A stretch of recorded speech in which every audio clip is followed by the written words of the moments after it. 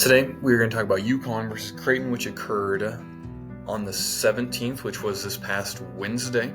We're going to discuss why UCONN won. We're going to discuss the overarching question that I have for UCONN for the rest of the year, that I think is going to be their biggest question. Let's go. So the first thing I want to establish right off the bat is UCONN won this game with great defense. They forced Creighton into bad shots, turnovers, etc., just across the board. I mean, frankly, if you have 28 points with 10 minutes to go in the second half, you are struggling on offense, to say the least. Combined with that, Creighton did not shoot well from the perimeter. Even the open looks they have, they struggled with them, and they didn't get that many open looks to begin with. But if you're going to miss them like that, it's difficult for you to win ball games against really good teams. Okay, so now let's get to the good stuff. And the good stuff is, in the scheme of things, the way I kind of rate shots is you have good shots, bad shots, and great shots. Let's start with great shots. Great shots are dunks and layups at the rim. Those are automatic 2 points, super high percentage. Those are the shots you want to take. Then let's go to good shots. Good shots, especially with a team like Connecticut, are semi-open threes, or depending on who it is, you could even have lightly contested threes. Bad shots are ones either with threes with players that don't have a high percentage, don't have above 30%, or floaters. Especially off balance or contested floaters. And I know some coaches are like, we have to work on floaters, it's an important part of today's game. But the reality is, no matter what you think about them, you just shoot them at a lower percentage. You get 2 points for them, and you just shoot them at a lower percentage than you do a layup. So, what do the clips I'm showing you have in common? They are all floaters, contested, semi-off balance. So a lot of them have gone in, that's accurate. However, you will not get as many points for them as you do with an open three or with an uncontested layup at the rim, even a contested layup at the rim. So then the question is, why is Connecticut shooting all these floaters? And the answer, I think, is fairly simple. It stems from number 5, and I guess technically you could say number 32. Okay? In this game, they are the ones that are deemed the non-shooters. On all of these floaters, you can go back and rewatch them. Okay? There was significant help that is forced right here. Why is Newton not able to drive?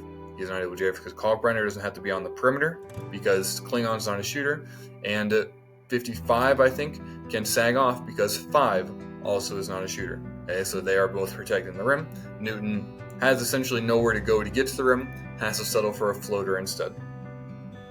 Brief interlude. If you enjoyed this content and you want to see more of it, feel free to subscribe. I post every Saturday and Sunday. So then let's look at some more specific examples of how number 5 impacts the game, or technically his lack of shooting impacts the game. So right here, no respect, not guarding him at all, merely sitting there. You have 2 players that are guarding the rim. Again, 35 instead of Clayton, same situation though. Neither of them can shoot from the perimeter, or do shoot from the perimeter. Look at this. It is the ultimate disrespect that you do not need to guard him from the perimeter. You are just ignoring him and saying, we are not going to give you anything at the rim. So when you look at Connecticut's roster, we see Spencer, Caravan, Diarra, and Newton, and Solomon Ball a little bit, are all in the ballpark of 30%. Solomon Ball, I believe, is at 27%. But then you have Castle, who's down at 20%. Okay? So defense, good defenses, and one of the reasons I like McDermott is because he essentially over-exemplifies every defensive strategy. Good coaches are essentially going to recognize that you don't need to guard certain players and are just literally going to ignore them because they understand the return for percentage. In McDermott's eyes, even if Castle makes one of them, he's going to miss 4 of them, so having Connecticut shoot at that ratio is a net benefit for Creighton. So, then the question is, if Ball and Castle both aren't great shooters, can Connecticut do anything to allow you to get open looks regardless? And the first solution is, I'd say, the simpler solution. This is, I would refer to as off-ball motion or action. Okay, so because you have 3 good shooters in Newton, Caravan, and Spencer, Caravan and Spencer are lights out. And Newton's been really good, really, really high percentage as well recently. If you have action on the backside, it puts so much strain on the defense because they have to worry about them. So there's going to be some miscommunication at some point. You're going to have slips, falls where Caravan or Spencer gets an open look. Those are the shots that you want. Those are the shots that I think would qualify as good shots. So while Connecticut didn't need all good shots to frankly win this game because of their defense, in the future they will need good shots and more great shots in order to win the game. Okay, so again, we can see off-ball action over here. Look at, they're just sprinting around in a circle, and like, it looks kind of silly, but it may put so much stress on these defenders because they know they have to be worried constantly about going one way or the other, and then that's a great look for a 40% plus shooter. So then the question is, did Connecticut get any great shots? And that weren't like flukes or defense fell down or didn't rotate, something like that. I believe they got a total of 3 great shots this game, and we're going to discuss why they got those great shots. Okay, so the players in particular we're watching are Castle is probably the biggest prominent factor in this. Okay, so what can they do where it puts emphasis on the defense, where Castle is able to essentially not have his players sag off a crazy amount? Okay?